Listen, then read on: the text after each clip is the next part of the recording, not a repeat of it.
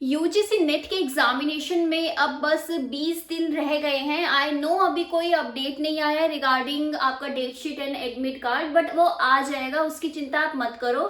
But सबसे पहला question ये आता है कि इन जो बचे हुए दिन है, 20 दिन है, इसमें किस तरीके से प्रिपरेशन करें, स्पेशली पेपर 1, क्योंकि मैं जानती हूँ कि पेपर 2 कंप्लीट करने के चक्कर में आपने बहुत बार पेपर 1 नेग्लेक्ट किया है, जो कि आपको रैंक दिलाता है। रैंक क्या, अगर आपको आजकल तो यह है कि कट ऑफ इतनी हाई जा रही है ना कि बिना पेपर 1 में मास्टरी करे बगैर आपका सिलेक्शन नहीं हो सकता, ठीक है।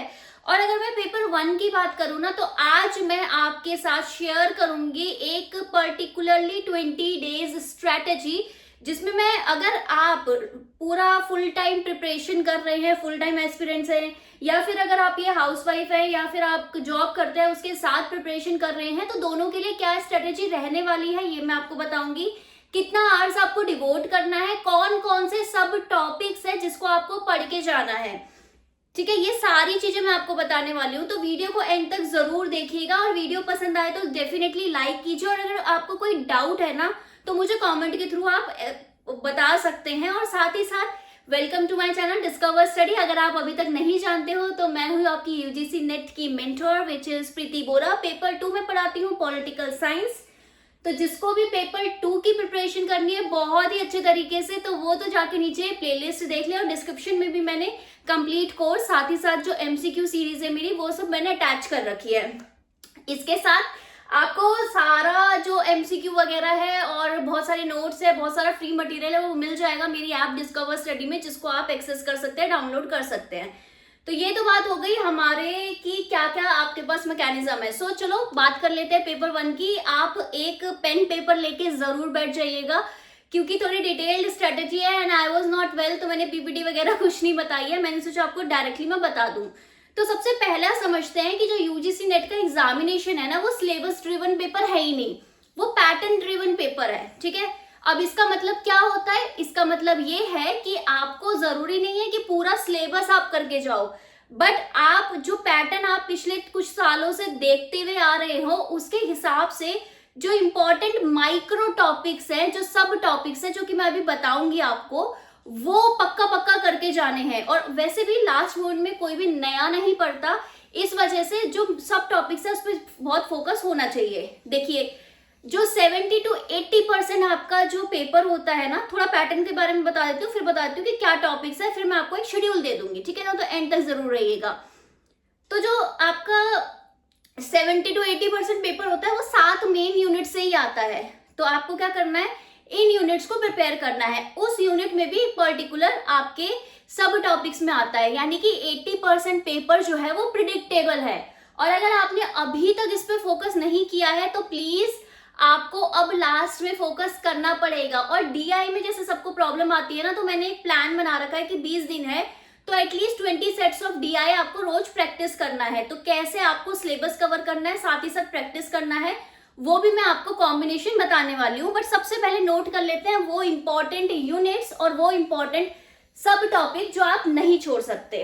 तो पहला आपका यूनिट आता है टीचिंग एप्टीट्यूड। देखिए, ऑब्वियसली यूजीसी को ये देखना है कि अगर आपको वो स्टाइपेंड दे रहे हैं जेआरएफ के थ्रू, या फिर आपको एनटीए में नेट क्लियर करवा रहे हैं, तो आप एलिजिबल है टीचिंग के लिए। तो टीचिंग एप्टीट्यूड में आप क्या समझते हैं और अभी रीसेंट क्या चेंजेस आए हैं उस पर फोकस करते हैं। तो वो बेसिकली बात कर रहे हैं नेचर ऑफ टीचिंग एप्टीट्यूड की क्या है, लर्नर सेंट्रिक जो मेथड्स है ना, और इवैल्यूएशन सिस्टम, ये 2 टॉपिक प्लीज कर लीजिएगा।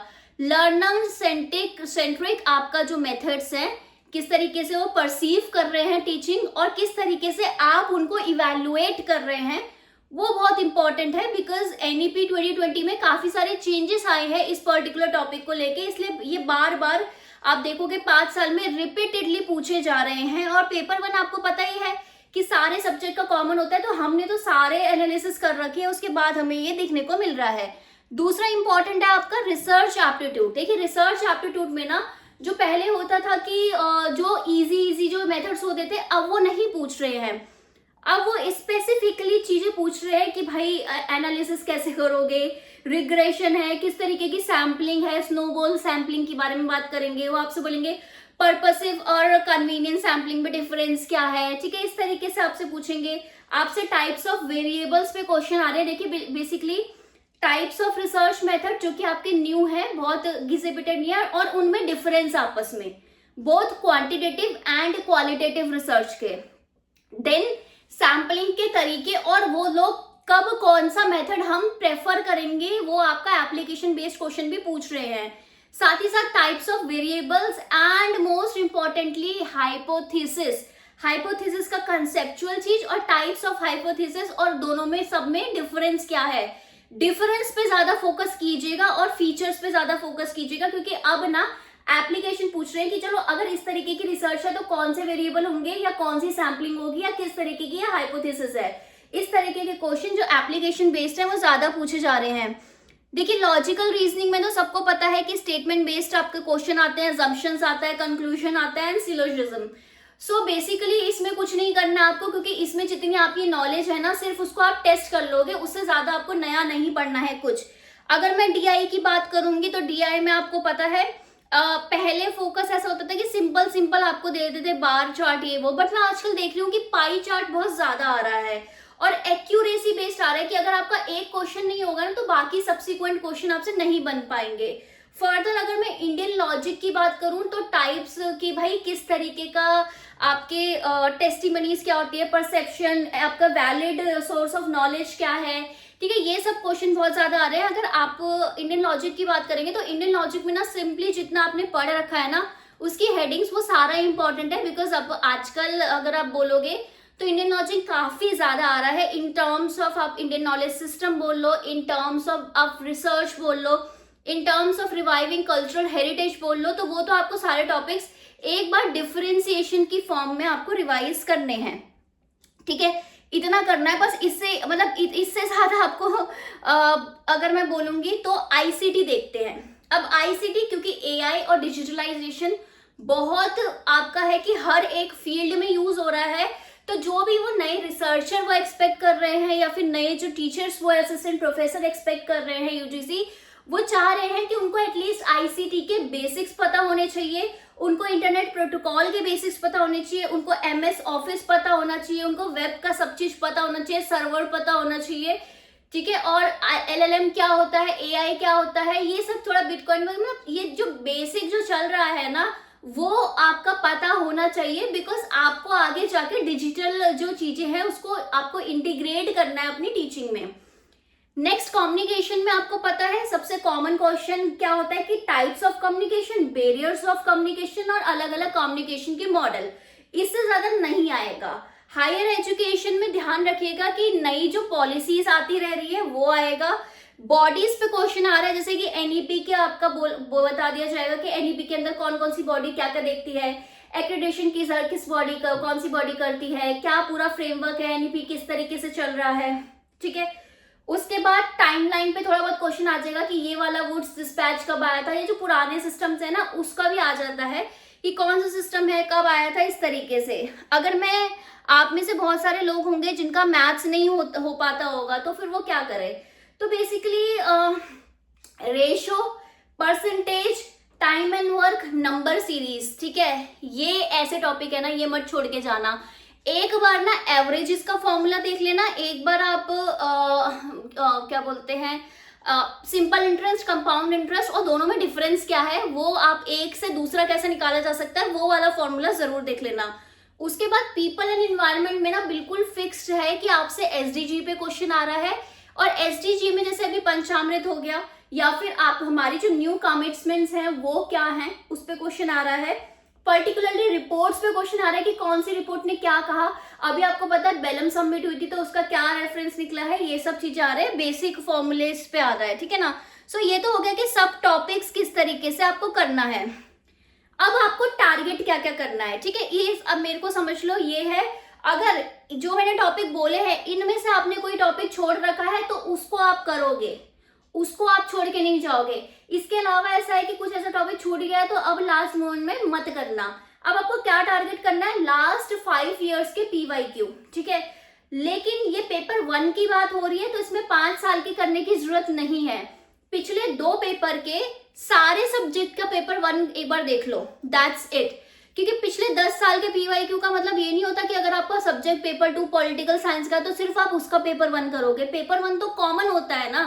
तो अगर दिसंबर का भी एग्जाम चल रहा है तो पिछले दिसंबर, या फिर अगर आपका जून का भी समझ लो एग्जाम चल रहा है तो पिछले जून से अभी तक के जितने समझ लो दो बार पेपर हुए हैं, 2 में कितने 85 सब्जेक्ट्स होते हैं, उनको एक बार देख लो।